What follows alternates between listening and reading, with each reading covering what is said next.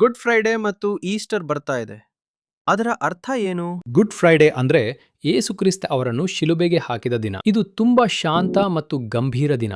ಜನರು ಪ್ರಾರ್ಥನೆ ಮಾಡ್ತಾರೆ, ಉಪವಾಸ ಇರ್ತಾರೆ, ಚರ್ಚ್ಗೆ ಹೋಗ್ತಾರೆ, ಅವರ ತ್ಯಾಗವನ್ನು ನೆನಪಿಸಿಕೊಳ್ಳಲು. ಅಂದ್ರೆ ಇದು ಗೌರವದಿಂದ ನೆನಪಿಸಿಕೊಳ್ಳೋ ದಿನ ಅಲ್ವಾ? ಹೌದು, ಸರಿಯಾಗಿ. ಅದರ 3 ದಿನಗಳ ನಂತರ ಈಸ್ಟರ್ ಸಂಡೇ ಬರುತ್ತೆ.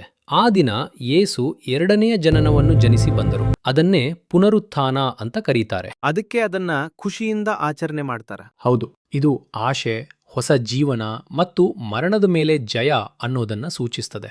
ಜನರು ಪ್ರಾರ್ಥನೆಯನ್ನು ಮಾಡುತ್ತಾ, ಹಾಡುಗಳು ಹಾಡುತ್ತಾ ಕುಟುಂಬದ ಜೊತೆ ಸಂಭ್ರಮಿಸ್ತಾರೆ. ತ್ಯಾಗದಿಂದ ಹೊಸ ಜೀವನದವರೆಗೆ ಇರುವ ಈ ಪ್ರಯಾಣ ತುಂಬಾ ಅರ್ಥಪೂರ್ಣ. ಗುಡ್ ಫ್ರೈಡೆ ಮತ್ತು ಪುನರುತ್ಥಾನ ಹಬ್ಬವನ್ನು ನಮ್ಮ ಜೊತೆಗೆ ಆಚರಿಸಿ, ನಾವು ಎಲ್ಲರೂ ಸೇರಿ ನಂಬಿಕೆ, ಆಶೆ ಮತ್ತು ಸಂತೋಷವನ್ನು ಹಂಚಿಕೊಳ್ಳೋಣ. ಎಲ್ಲರೂ ಕುಟುಂಬ ಜೊತೆ ಸೇರಿ ಬನ್ನಿ. ಮೆಥೋಡಿಸ್ಟ್ ಚರ್ಚ್ ಕೊಡಂಬಲ ಸಭೆಯಲ್ಲಿ ನಡೆಯುವ ಹಬ್ಬದಲ್ಲಿ ನಾವೆಲ್ಲರೂ ಭಾಗವಹಿಸಿ ಸಂತೋಷದಿಂದ ಆಚರಣೆ ಮಾಡಿ ಆಶೀರ್ವಾದ ಹೊಂದಿ ನಮ್ಮೆಲ್ಲರ ಜೀವನಕ್ಕೆ ಹೊಸ ಬೆಳಕು ತರೋಣ.